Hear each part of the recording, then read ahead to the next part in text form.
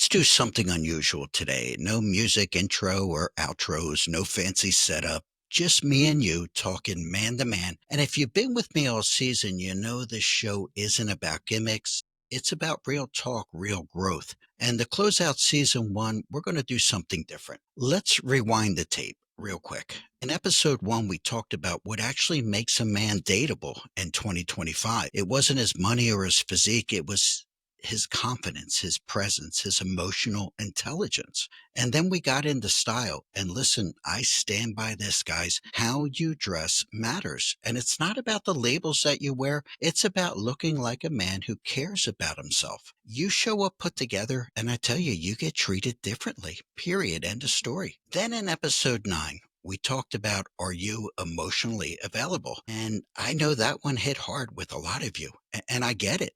Because the truth is, we all carry scars, but relationships can't grow in a graveyard. You got to bury the past and let go of the bitterness in order to grow. We talked about flirting without being creepy in episode 17. We talked about how to plan a proper date in episode 10, and how women decide if you're boyfriend material within the first 5 minutes of a first date in episode 18.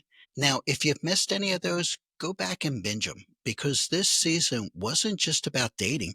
It was about becoming the kind of man who wins in love, in life, and in legacy. See, being a man in 2025, there's a lot to be proud of. You've got options today. You can reinvent yourself at any age. You can build a business, a brand, a body, all from scratch. You've got resources that our fathers never had. We have podcasts and coaches and books and content and AI.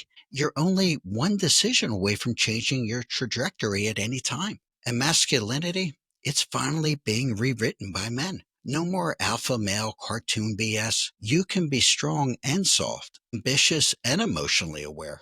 You get to define your manhood in your way. And I think that's a gift in 2025. But now let's be real, because being a man isn't all about football and sunshine and six packs. In 2025, you're expected to be a therapist, financier, a protector, a comedian, a planner, even an emotional support animal, and this is all before the second date. Dating feels like a job interview sometimes, and social media, it's created a world where perception beats reality. You're being judged before she ever even meets you in person. You're being judged by your photos, your caption, your text tone. And to that, more women are independent today than ever. And I think that's a beautiful thing. But if you haven't done your inner work as a man, you're going to feel insecure, outpaced, and ultimately replaceable. So let's peel the onion back a little bit deeper. Let's talk about something that most men won't say out loud, and it's the ugly truth. I think a lot of men are hurting. I think a lot of men are lonely and burnt out, and they're left questioning their worth. You're told to man up, but where's the safe place for you to speak up? You get ghosted, you get cheated on, you get overlooked, and you're expected to take it all on the chin. Let's not pretend. Some of you are dealing with addictions, some of you may be grieving, and some of you may be just tired of feeling like you're not enough. But I want you to know, guys, I do see you. And I'm going to tell you this straight. You are enough. You are not broken. You are becoming the best version of yourself. See, this season was just the beginning. Season one was about getting your feet under you, about getting into the room, about building a foundation of confidence, style, purpose, and emotional maturity. Now, season two, yeah, we're going to go a lot deeper. We're going to talk about how to keep a good woman, how to build a relationship that makes you feel better, not bitter, and how to know when it's time to walk away from the relationship. But most importantly, how to level up in your whole life, not just in your dating life. If no one ever told you this lately, I am proud of you for even caring enough to grow. See, it's easy to stay the same, but it's hard to change. But the fact is that you made it to episode 20. And you're not just a listener, you're a brother on a journey. And for that, I thank you.